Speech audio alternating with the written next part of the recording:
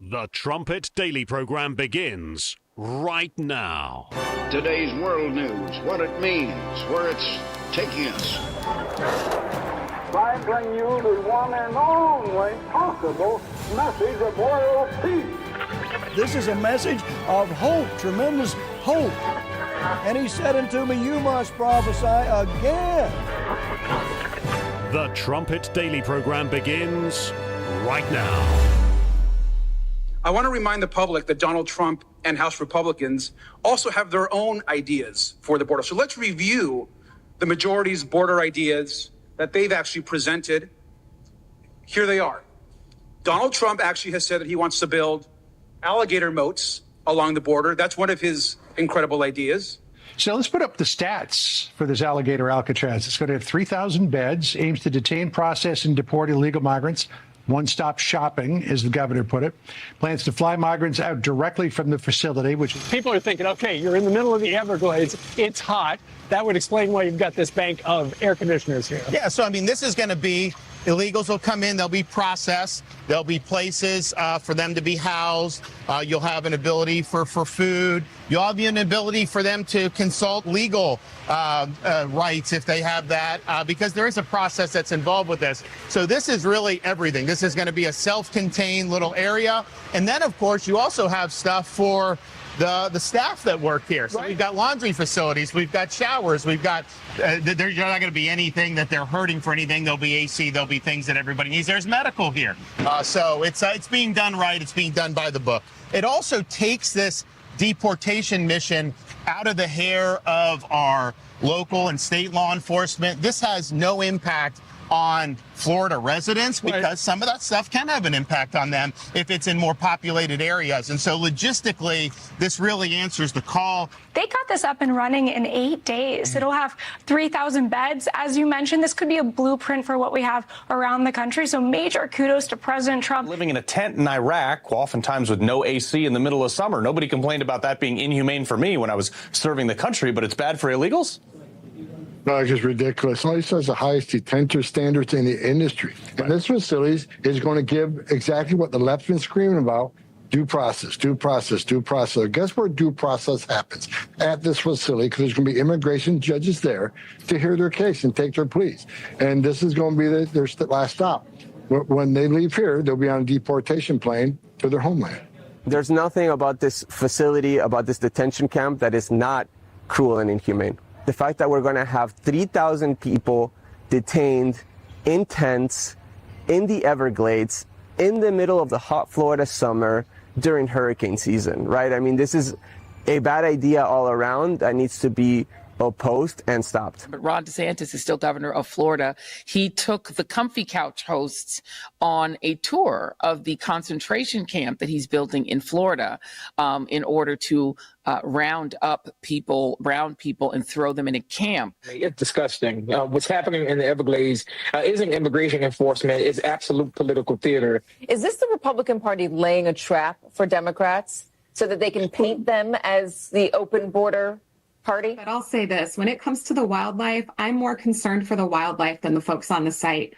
You know, the idea that these are vicious animals out to attack people is rather absurd. And I think it detracts from the important message, which is that this doesn't belong here. Floridians don't want it here. And it's wasteful and an incredible risk to our ecological resources. The Florida Republican Party is selling all kinds of Alligator Alcatraz merchandise. There you see some of the T-shirts. They've got hats. You're actually surrounded by gators and pythons. So this is as secure as it gets. I mean, if a criminal alien were to escape from here somehow, and I don't think they will, you've got nowhere to go. I mean, what are you going to do? Trudge through the swamp and dodge alligators on the way back? But alligators, we're going to teach them how to run away from an alligator, okay? If they escape prison, how to run away. Don't run in a straight line. Run like this. And you know what? Your chances go up about 1%.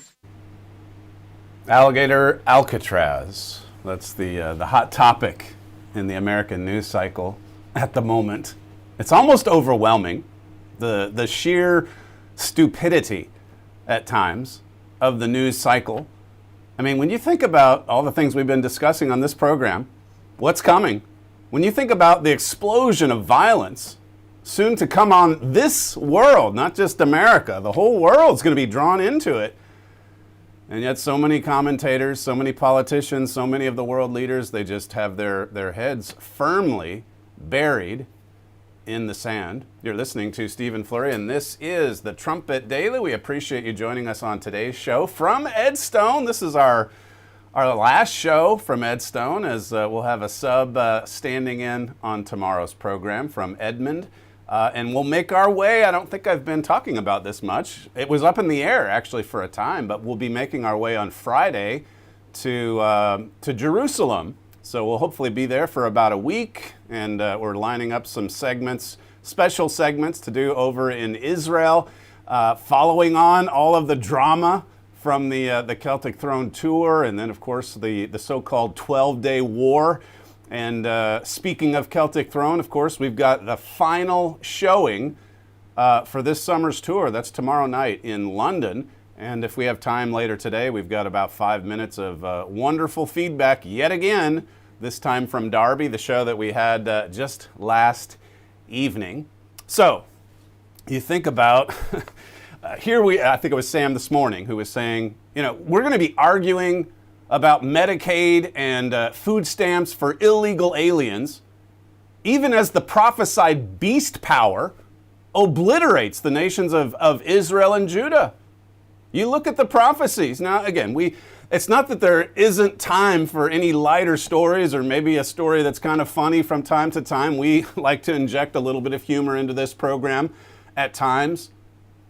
But think about how sobering so many of these end-time prophecies are. You're talking about a concentration camp in the Everglades or the swamp of Florida when actual concentration camps are coming. The big debate is it humane? Is it inhumane? I mean, these people they'll defend illegals.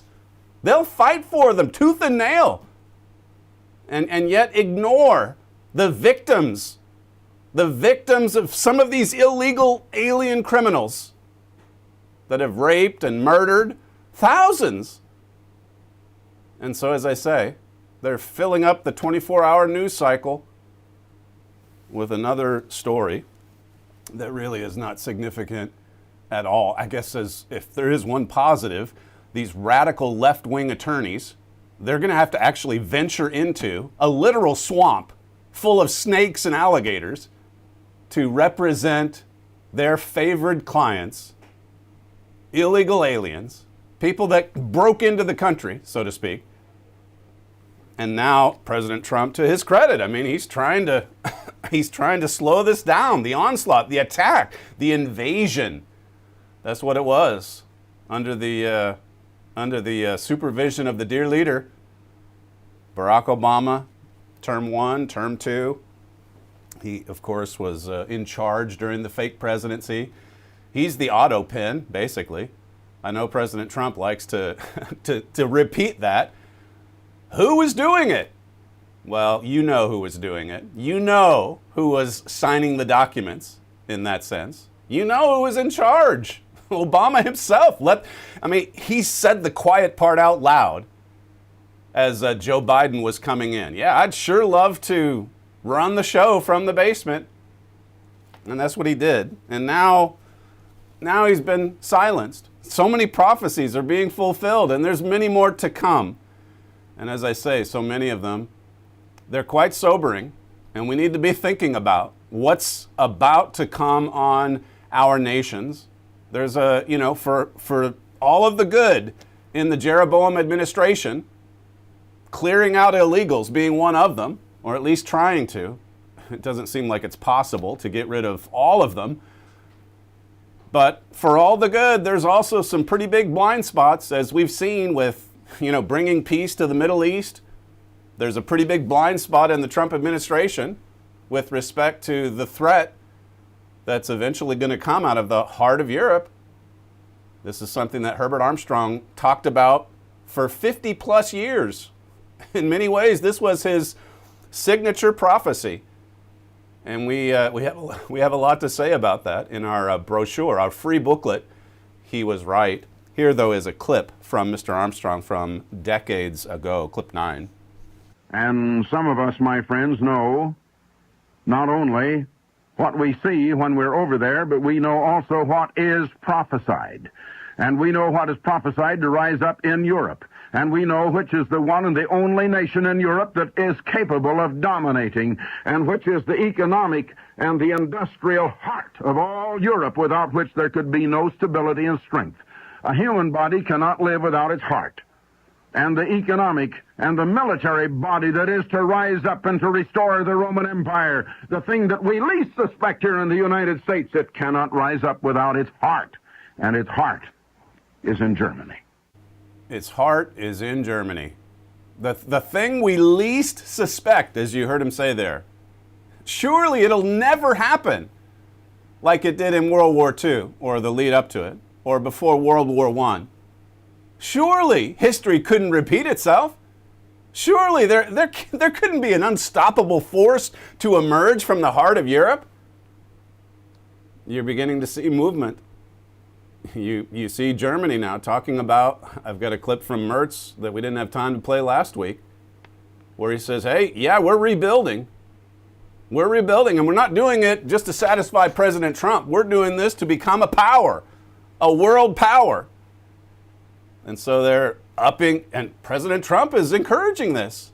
You know, not 2% spending on defense, but 5%. And Germany now is finally on board with that. And they're leading the way, just as Herbert Armstrong prophesied for decades. This, as I say, this was his signature prophecy. In so many ways, the prophesied emergence of a Jeroboam administration is accelerating these other prophecies.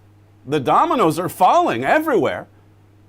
President Trump, as I said yesterday, I said it, I think, on Monday's show as well. I mean, you look at him with the Supreme Court victory from last week, Friday, and he's amassing more power. And again, the Bible describes him as having king-like authority and power, and he's using it for quite a lot of good things. And as I say, though, there's some blind spots. There's going to be some mistakes made. I read that quote to you yesterday from Mr. Armstrong, where he said, you know, our problem is that we're overconfident. We put too much trust in ourselves, in our might, our wealth. We put too much trust in ourselves because of maybe past successes. But look, there's been quite a few failures in the last 50 or 60 years. And we're about to receive a wake-up call. And so is Britain. And so is little Judah in the Middle East. And that call is going to be brutal. But right now, you're seeing a show of strength from the Jeroboam administration. You're seeing some power. You're seeing him rattle off, in the words of his MAGA supporters, one victory after another. This is, I forget which channel this came from, but play clip 2. Both Republicans and Democrats are facing the cold, hard truth that Trump might be unstoppable. Whether you like him or whether you don't like him, you need to look realistically at what he's doing and how quickly he's doing it. The Trump archives are a series of near impossible feats that we have been told. The Israelis have agreed to a ceasefire deal in Gaza that would bring home the hostages. Hamas has not agreed. Like all Mideast peace deals, it's fragile, but there is progress. Here at home, just today, the University of Pennsylvania announced something that they said they never would, a change to its policy on trans athletes. Men will no longer be allowed to play on women's sports teams. It seems obvious, right? But a couple of years ago, if you said that, you were a bigot. Penn, of course, is where the biological male, Leah Thomas, made a mockery of swimming records. That is no more. The border is closed. We were told that it couldn't be done by Joe Biden. Without congressional action, Trump did it. The big, beautiful bill just passed the Senate. Trump's more politically powerful than ever, even more powerful than when we told you yesterday that he's the most powerful modern president. Again, this is not cheerleading. This is telling you what is happening. More powerful than ever. And there's a lot of truth to that statement. And we were telling you this along the way. when we had those articles from several years ago about how eventually the Supreme Court was going to come around and favor Donald Trump. And that's what we saw last week, just Friday. He's going forward. They're rattling off the victories as they see them. The big, beautiful bill. It's actually a big, beautiful load of deficit spending, debt, crushing debt, nation-destroying debt. We had a morning brief go out today. The death of spending cuts. They just don't exist. They can't do it in Washington. They can't do it in London. Look at what we're doing to ourselves. Die by suicide, as Lincoln once said in the morning brief. It says here, America and Britain are overspending themselves into extinction and are utterly incapable of reining in the problem. We're overspending ourselves to extinction. Donald Trump's big, beautiful bill squeaked through the Senate. Well, it was a 50-50 tie. It shows you just how divided the country is.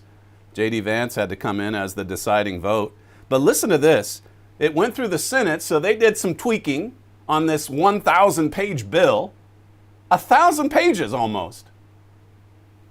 And the Senate, they added $3.3 trillion in deficit spending compared to the $2.4 trillion the House approved. So it goes on to the Senate. I mean, and these are the ones that fancy themselves as the real legislators. I mean, they get down to business. This is just 2 per state. Only 100 in the body. And they added more deficit spending. They can't help themselves. They can't slow it down. They cannot make a cut anywhere. You can talk about Doge. You can be best friends with Elon Musk for a few months. But in the end, what happens? Nothing. No trimming. No cutting back. I mean, Mr. Armstrong had those articles before he died in the 1980s saying, we better individually, we better prepare to tighten our financial belt to make a few spending cuts. I mean, that's reality for someone that doesn't want to go bankrupt, in the private sector. But boy, government, legislators, presidents, prime ministers in the nations of Israel, we are spending ourselves into oblivion. We're utterly incapable of even reining it in. A few dollars. It's impossible. Now it goes back to the House. And let's see, maybe the House will add a little bit more in the way of deficit spending. Who knows? They add $3.3 trillion to deficit spending. This is like was brought out in the morning brief. This is all part of our moral collapse. We are collapsing from within, and we're consumed by non-stories, as I played there in the cold open, even as the world is burning. Talking to ourselves about how it's mostly peaceful. Israel, Donald Trump's working another 60-day ceasefire with Israel and the Hamas terrorist group. Peace in our time. In fact, it's throwing a lifeline to Hamas, to the mullahs, even when Israel had them on the ropes. You got to look a little bit longer term than what might be the condition or the activity next week. Proverbs 29 says, without vision, the people perish. So the Senate, they worked all night. Don't you know? They're hard workers. Oh, yes.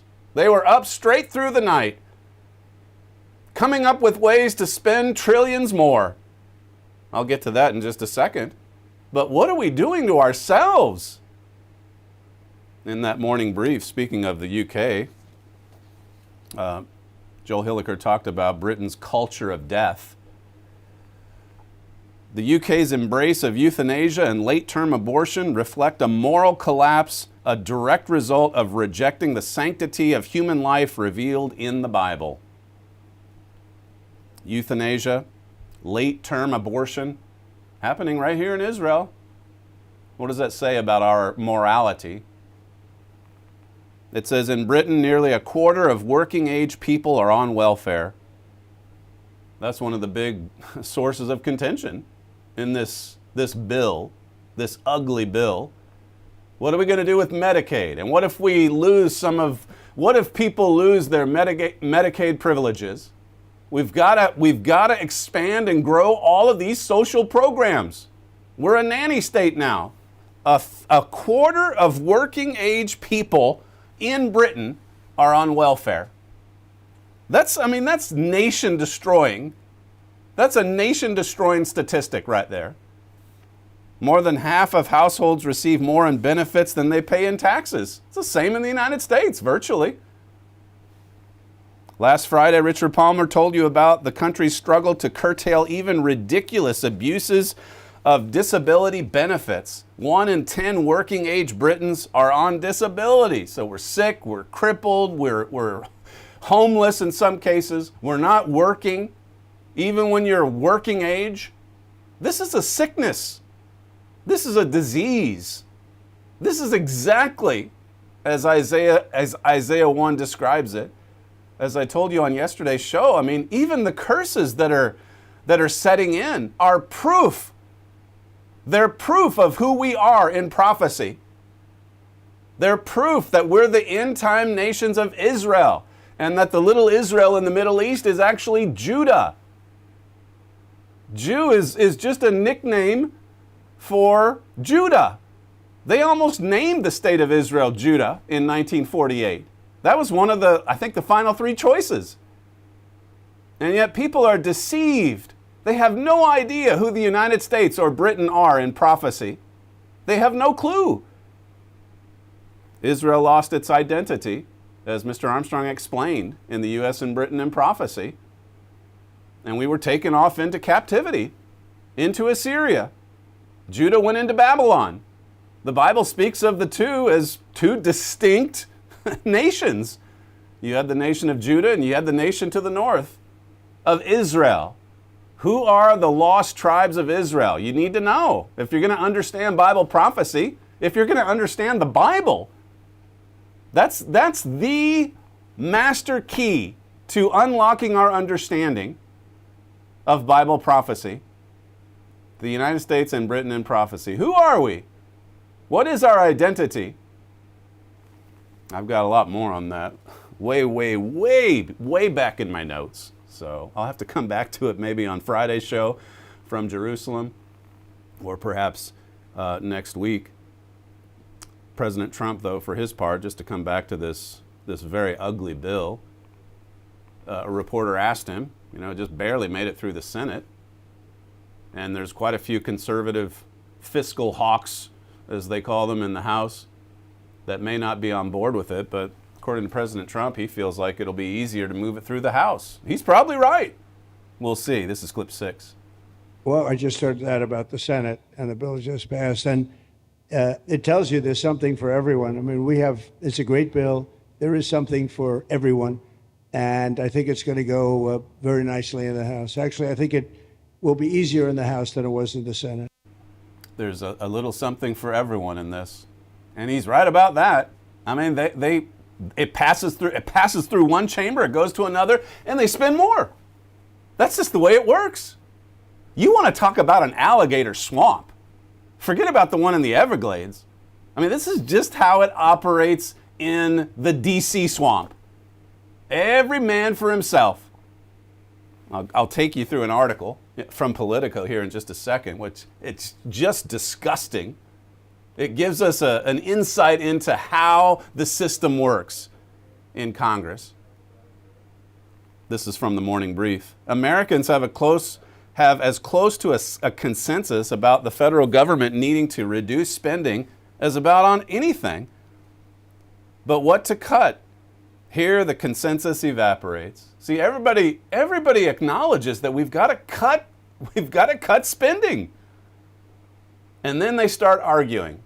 Well, you can't cut what I get for my state, for my district, for my constituents.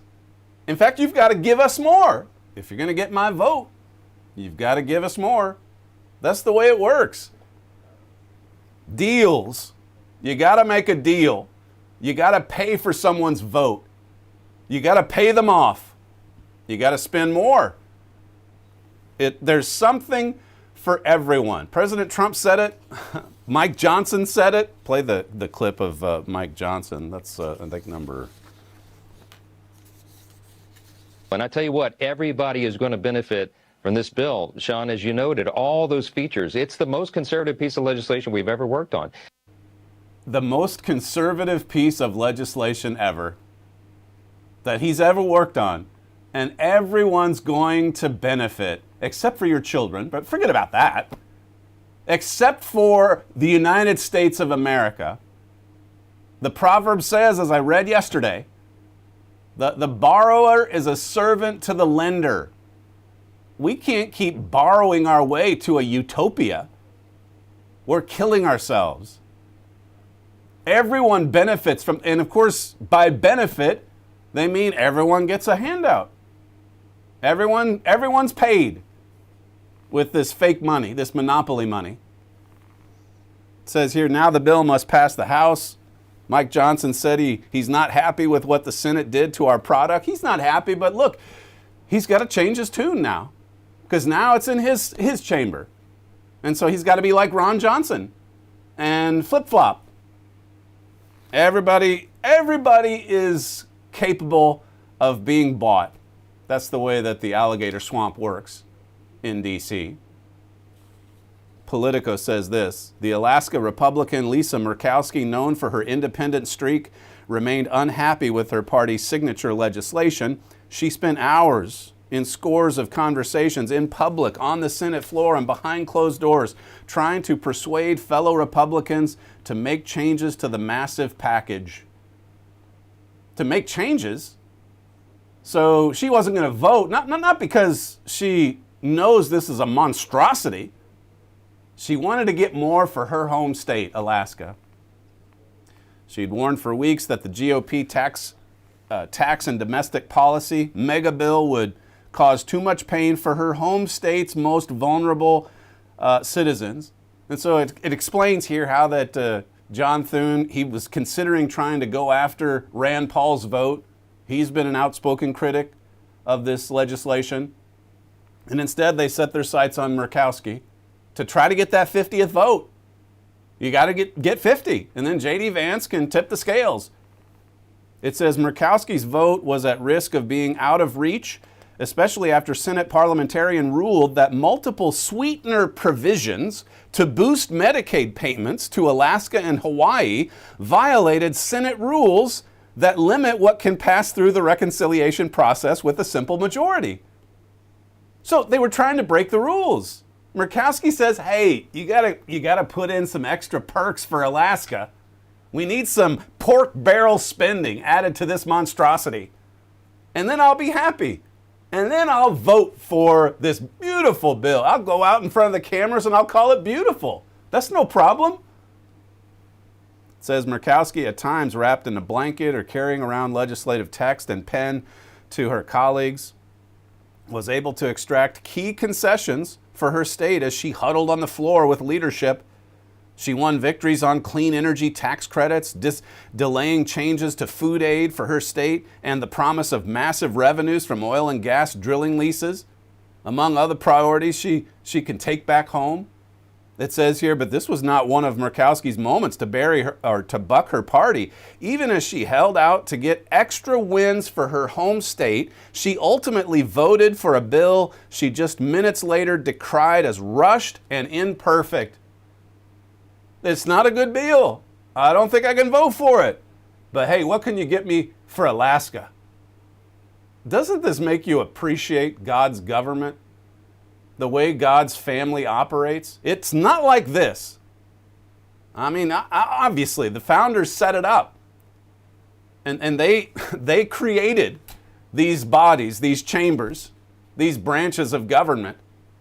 But as we discussed earlier this week, we played that clip for you yesterday from Charlie Kirk. I mean, John Adams, he quoted John Adams. This is in Character in Crisis, our booklet, our free booklet. Go to the website, thetrumpet.com, to get a free copy of it. But he said our documents, our founding documents, were written for a moral and religious people. This is what happens when you become immoral, when you become anti-God, anti-religion. It's not even to say that religion has the answers. As I say, when you get into the hundreds and hundreds of denominations, the division in religion, it's all over the place. This is Satan's world, obviously. He's the author of division and strife and bitterness and greediness, selfishness, selfish gain, the get way of life. That's his religion, the way of get. Where do you see the way of give in any of this? You go from 2.4 to 3.4 trillion in deficit spending, and then you come out patting yourself on the back? These are nation-destroying evils. It's a nation-destroying sickness, and it's spreading. It's spreading. You've got Donald Trump out there in a war of words with Jerome Powell, who's the head of the Fed. This is what President Trump had to say about him. He wants him to bring rates down. This is clip 5. No inflation. Our country's strong. Our interest rate should be 3 points lower. If our interest rate was 3 points lower, that's almost $1 trillion in cost. And it's done just by the signing of a pen. But we have a moron at the head of the Fed. He's a moron. So there you go. He wants him out. He's got someone else in mind. And you look at what Powell is doing. He obviously is trying to slow down the Trump train. So again, whether it's in the House, the Senate, the Fed, division, so much division. Yes, this president, he is amassing more power, more authority. And he's also exposing a lot of division and strife here at home and around the world as well. And he's also got some pretty big blind spots. And there's a willingness to sit down and talk to anybody. Dialogue is the way. We just got to make a deal. And if you compromise even on your principles in the dark of night, that's no problem. Just get the 50. Get it to 50 and get it on through. And then everyone's going to see there's something for everyone in this big, beautiful bill. There's nothing in it for our future generations, for our young people, for our children. Nothing. It saddles them with a nation-destroying problem that no one is concerned about fixing in D.C. Everyone, just like the morning brief says, everyone can agree. We've got to make some cuts. And then they start arguing. What a system. It says here, this is back to the Politico piece, it says Murkowski's indecision was a driving force behind the more than 24-hour vote-orama in which votes dragged out for hours to accommodate lobbying and negotiations for her proposed changes to the bill. Talks about what they were doing at 3 a.m. and then 4 a.m. Working right through the night. I mean, that's how serious this is. I mentioned at the top, just the stupidity of the news cycle. And, you have people talking about, she was walking through the halls draped in a blanket. And then, moving on to the next story, we've got Alligator Alcatraz. And whether or not it's a concentration camp or if it's humane or inhumane. Meanwhile, the nation dies. The sickness spreads. It says, amid the overnight drama, as Trump's bill appeared to be headed for failure, Senator Ron Johnson summed up how many of his colleagues privately viewed leadership's decision as coming down between Lisa Murkowski and Rand Paul. Just got to get one of them to swing over. Thune acknowledged in a brief interview that he had flirted with pursuing Paul's vote when it seemed that Murkowski might be slipping away. Holding out clearly paid dividends for Murkowski. Does this sound like God's system? Does this sound like the way of give? Does this sound like it's motivated by a spirit of sacrifice and service for your country? Or is this all about self-centeredness and selfish gain? It says, another goodie boarded on the obscure, if not for the senator. Bowhead whaling boat captains recognized by the Alaska Eskimo Whaling Commission will be able to deduct more for whale hunting related expenses, up $50,000 from the current $10,000. There you go. There you go. Now, I mean, they said it. There's something for everyone in this bill, even whalers. They're going to get some nice perks and benefits thanks to Murkowski holding out. She held firm. She claimed a great victory for Alaska. Everyone benefits, right? Not our children, not the United States, not the foundation underpinning the strength and the power and the future prosperity of the United States of America. Pork barrel spending, that's what it amounts to. And as I say, it makes you all the more love and appreciate God's government. Think about even something as simple as God's system of tithing. You know, a 10%. I guess you could call it a flat tax. A tenth, a tithe. We were talking last night on the drive back from the show, Celtic Throne, just about how property taxes, even in Oklahoma, keep going up and up and up. There's people that own their homes outright, but they can't afford to live in them, particularly on the coast in America, because property taxes are so high. That's just one tax. Forget about, sales tax, you've got income tax, you've got taxes on everything. You're paying a lot of tax when you fill up your car with gas. Don't get me started on taxes. I want to come back to government, the simplicity, the beauty of God's government, the order, the structure, the principle, the fact that it's based on the law of love.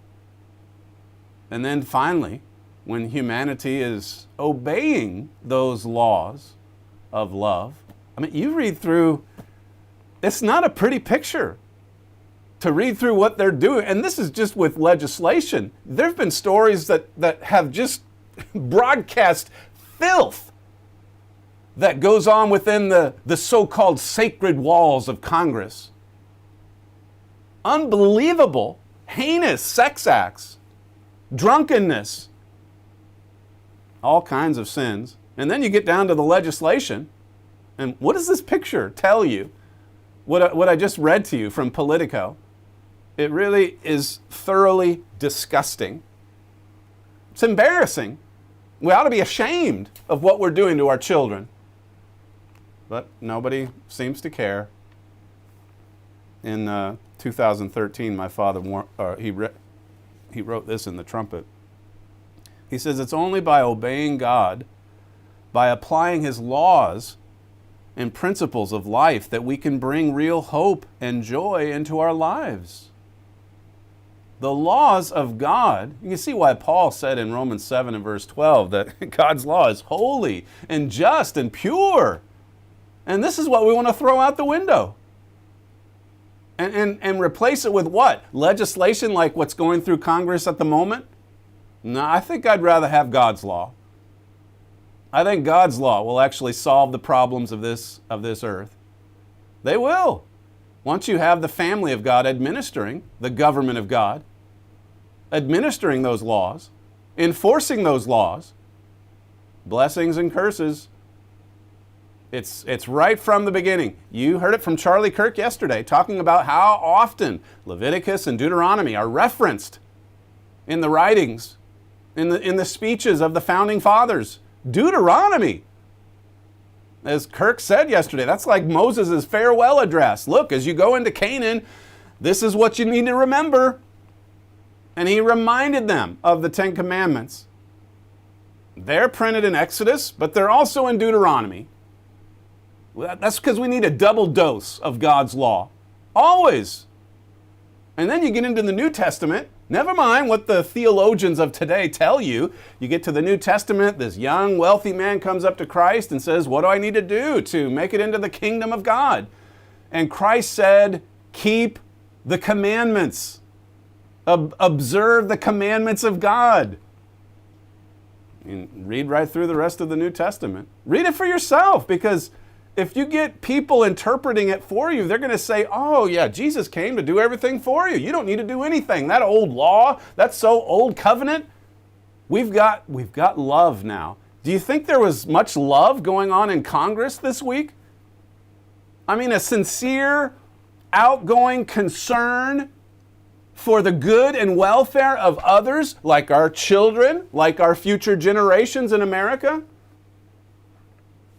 You see the spirit of greed and selfishness.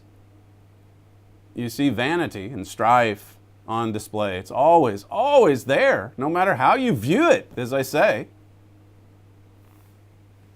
It says here in Isaiah 59, well, let me just finish the quote. We do need real change to solve our problems. This is my father writing in 2013. And even though we will go through some dark times, God will bring that to pass. He's about to effect a revolution by sending his son, Jesus Christ, to rule this earth as King of Kings and Lord of Lords. We need that. We need to pray for God to hasten that event, to bring it on sooner rather than later. Jesus told us to pray when we start our prayers, pray, thy kingdom come. Now, there's a lot of religious people that believe that God's kingdom is just some ethereal nothing that's inside of your heart. Well, the kingdom of God in embryo is the church. It does start with God's family, his church today. And there can't possibly be a church that's split off into 500 different denominations, sects, and so on. It's one church headed up by the Lord Jesus Christ. You read about the church eras, the seven different church eras. They're in Revelation 2 and 3, and you see Christ right in the midst of them. Christ is the head of the church. 1 Corinthians 12, Ephesians 4. And then he places us, the members, in the body where it pleases him. That's 1 Corinthians 12 and verse 18. We are the body of Christ. We live the way Christ lives. We endeavor to follow in his steps. As Peter said, 1 Peter 2:21, I think it is. Isaiah 59 talks about just how man is groping in the dark. We grope for the wall like the blind. I mean, we're up all night. We're trying to pass 964 pages of trillions and trillions of spending that we don't even have in the bank. We're just putting it on the tab, and it's never ending. Verse 20, it says, you can read the rest of Isaiah 59 on your own time, and you see what's wrong with our world. You see what's wrong with our nations. Verse 20, it says, and the Redeemer shall come to Zion, and unto them that turn from transgression in Jacob, saith the Lord. The Redeemer is coming for those that turn from sin, that turn from transgression, that stop living the way of get. And of course, it's going to be brought on by just some humbling and sobering prophecies surrounding the Great Tribulation. That's what it takes for God to finally get our attention. As I say, the wake-up call that's coming, I mean, it's going to be brutal. But look at the way man's behaving now. We need it. We obviously need that rod of correction talked about in Isaiah 10. It's the only way God can get our attention.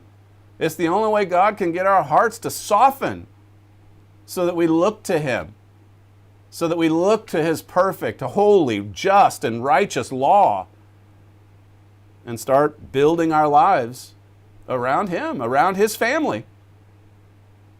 Everyone almost that gives feedback to Celtic Throne talks about family. I had a lady last night. They were an Indian family living here in the UK, and she was just saying, thanks so much for this family theme. Thank you. I mean, it's important to us. And it's rare today, she noted. She talked about her family dinners and her children, and she's got one that's off in the States now on a soccer scholarship, and how important it is to get together for dinners and to talk and to have a strong, robust dialogue, a relationship that's solid. And she, she was talking to my son for a while, who performs in the show, and then she came over to me after my son said, "That's my father over there." And she thanked me. She thanked me for my family. I mean, you don't hear that kind of thing very often today. They know. People know, even coming from shattered families in many cases. They come to Celtic Throne and they know there's something that's important there. They know there's something that's dying in the rest of society because it's not there. God is a family. His plan is a family plan. He establishes it in the very first chapter of the Holy Bible. When he says, okay, I've made all of these different animals. Now I'm going to reproduce myself. Could that really be possible? Genesis 1 and verse 26. What does it mean to reproduce yourself in the form of a son or a daughter? You marry, you and your spouse, you produce.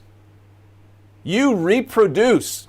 And a lot of times it's like a chip off the old block. If the family stays intact, that child begins to take on even the mannerisms of the parents. But certainly the teaching, the ideology, the background, the tradition, so much of it, it just passes on down to the next generation. If the parents are doing their job, it's a weighty responsibility for sure. But now think about the leaders of our society. I mean, in that sense, they're literal parents, most of them, I assume, but they're also they're parents of the oncoming generations of Americans. And look at what they're passing on to the next generation. It's just simply the spirit of get. Every man for himself. Just do what seems right in your own eyes. Don't judge anyone. Don't really use authority. And when you talk about laws, talk about these big, beautiful bills that we stayed up all night to pass through Congress. That, as I say, it really is a pretty disgusting and vile look at just how everything operates inside those so-called sacred walls. Isaiah 60 and verse 1. It says, "Arise, shine, for your light is come, and the glory of the Lord is risen upon you." See, the immediate future for our people, it's not a pretty picture. It's pretty dark. And we're, like the previous chapter says, we're groping in the dark, searching, trying to find a way out of a mess, a way out of chaos, a way out of confusion, a way out of suffering and misery. The sun is about to shine, spiritually speaking. Verse 2 says, "For behold, the darkness shall cover the earth, and gross darkness the people, but the Lord shall arise upon you, and his glory shall be seen upon you." This is talking about the wonderful world tomorrow, when we're going to be born into God's family, when we'll be a family radiating happiness, light, spirituality, strength, peace. The light of the world. That's what God's family will be in the world tomorrow. And verse 3 says, "And the Gentiles shall come to your light, and kings to the brightness of your rising." Nations, you can see more on this in Zechariah 14. Maybe I can cover that tomorrow or the next day in Jerusalem. But you can see all nations flowing in and out of Jerusalem, coming to the light, receiving the light of the gospel message, receiving the truth of God, and learning about all of God's holy and righteous and pure and just laws. I want to save some time for more feedback, since I just talked about it there, from Darby. This is about 60 miles up the road from Edstone. We performed last night, Celtic Throne did, in front of about 500 people. We're finishing tomorrow in London. There's already 1,000, I think, that are coming to that one at the Apollo. You can go to CelticThrone.com to learn about how to get tickets for the final show of this tour. So we'll conclude today's show with feedback from the show in Derby last night. You're listening to Stephen Flurry, and this is the Trumpet Daily. We thank you for joining us today, and we'll see you next time. It was absolutely fabulous. It was wonderful. It was joyous. It was wonderful. Yeah. Everybody just looks like a happy family. It was fantastic. Everybody was up dancing and enjoying it. Fabulous, yeah. Oh, it was a wonderful night. Thank you very much. Thank you. Feedback on the show? What did It was fantastic. It was absolutely fantastic. It was really good. I really like the dancing. Are you guys dancers at all? No, but I really want to practice it now. Thank you so much. Thank you. What do you think of the show? Fantastic. Really amazing, honestly. Like, I've never seen it in my whole entire life. This is probably about 20, 30 years ago. We actually watched Michael Flatley, and to see this and the young generation sort of almost like almost like to the same caliber as he is, and that's a compliment. Do you know what I mean? They was absolutely amazing. See the 7-year-old younger child to all the way to the eldest, they were absolutely amazing. We were from the start to finish, like being Indians. I'm not saying this right, but this is like we were just reminiscing. Indians is all about family. It's all about enjoying yourself, and it's all about dancing and singing. This is our vibe, man. It was like amazing. I think there's something about Irish and Indian. There's something associated with this. I'm telling you that anybody that comes to see the show is going to be actually mesmerised and actually enjoying it too. Like from the start to finish, it was like a really good sort of vibe. That's all I can say. Yeah. So we get your guys' feedback for the show. An ex-Irish dancer here to have a chat with you. I've seen the River Dance and the Lord of the Dance, and they were amazing. This blew me away. It was absolutely amazing. I'd watch it again now. Yeah. And this is an Irish dancer. And this one. Many years ago we were Irish dancers, not now. We're old ages now. They know better than anyone. Best. Absolutely amazing. I could sit there again now and watch it all over again. They've come from Birmingham. I was in Birmingham. I've come here again, second go. I brought them with me today. Thank you so much. Next time you come, you'll see us on the front row with all the families. Yeah. Nice. Back. What did you all think of the show? Oh my gosh.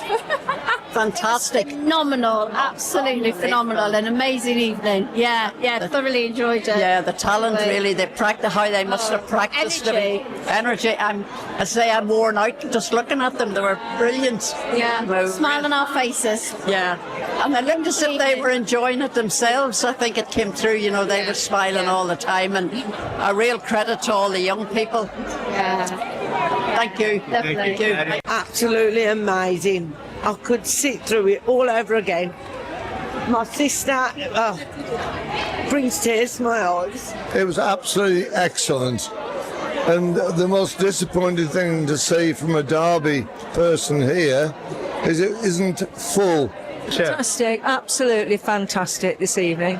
I was just saying, we've seen Riverdance, but I do believe that this tonight, with the story as well, of the history, made it more better. It not just the dancing, but the whole set and the design at the back, how they did it, brilliant, absolutely brilliant. What do you think of the show? Superb, absolutely superb. I hope it goes worldwide. Take yourself off to Ireland next. But brilliant show, excellent. Everyone was brilliant.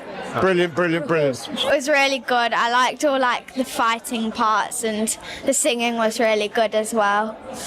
It was amazing. The choreography, the dancers, the kicks, how they get their legs so high, I never know, but it was amazing. It was such a fantastic show. It was really, really worth the watch. So thank you. Fantastic, guys.